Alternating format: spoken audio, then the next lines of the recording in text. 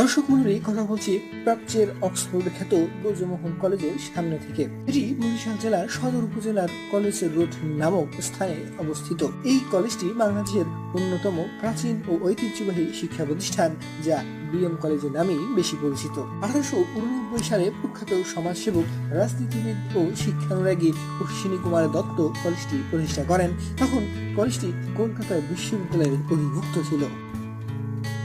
সে সময়ে এই কলেজের মান এতটাই উন্নত ছিল যে এটি প্রাচ্যের অক্সফোর্ড নামে খ্যাতি পায়। কলেজটির মোট আয়তন 60 একর। এখানে রয়েছে 8টি একাডেমিক ভবন, ছাত্রছাত্রীদের থাকার জন্য রয়েছে 7টি হোস্টেল, রয়েছে সুবিশাল অডিটোরিয়াম, সাধারণ ও আইসিটি ল্যাব, সাইবার সেন্টার, এছাড়াও বিদেশি ভাষা শিক্ষা কেন্দ্র, মসজিদ ও লাইব্রেরি। 1965 সালে কলেজটি জাতীয়করণ করা হয় এবং বর্তমানে কলেজটি বাংলাদেশ জাতীয় বিশ্ববিদ্যালয়ের অধিভুক্ত। কলেজটিতে স্নাতক শ্রেণীতে 22টি বিষয় এবং স্নাতকোত্তর শ্রেণীতে 19টি বিষয়ে পাঠদান করে থাকে এবং এর শিক্ষার্থীর সংখ্যা প্রায় 27,000।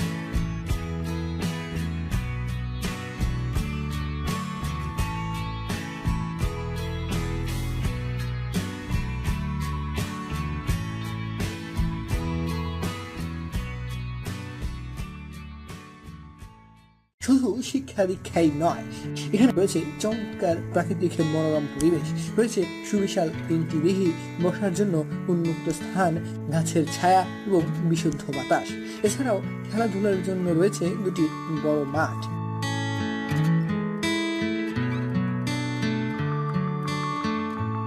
বিএম কলেজ বরিশাল তথা বাংলাদেশের সামাজিক, রাজনৈতিক ও সাংস্কৃতিক অঙ্গনে এক অসাধারণ স্থান দখল করে আছে। ব্রিটিশ বিরোধী আন্দোলন, 52 ভাষা আন্দোলন, 62 শিক্ষা আন্দোলন, 69 গণ অভ্যুত্থান, 71 স্বাধীনতা সংগ্রাম, সবগুলোতেই রয়েছে বিএম কলেজের গুরুত্বপূর্ণ অবদান।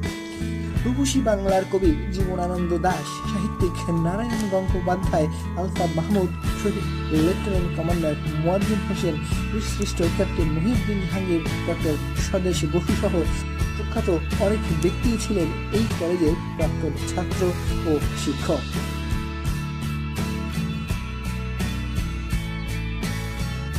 শিক্ষা ও প্রাকৃতিক পরিবেশের এক চমৎকার সমন্বয় ঘটেছে এই কলেজটিতে। তাই বরিশাল ভ্রমণে বিএম কলেজে ক্যাম্পাস হতে পারে আপনার অন্যতম পছন্দের স্থান।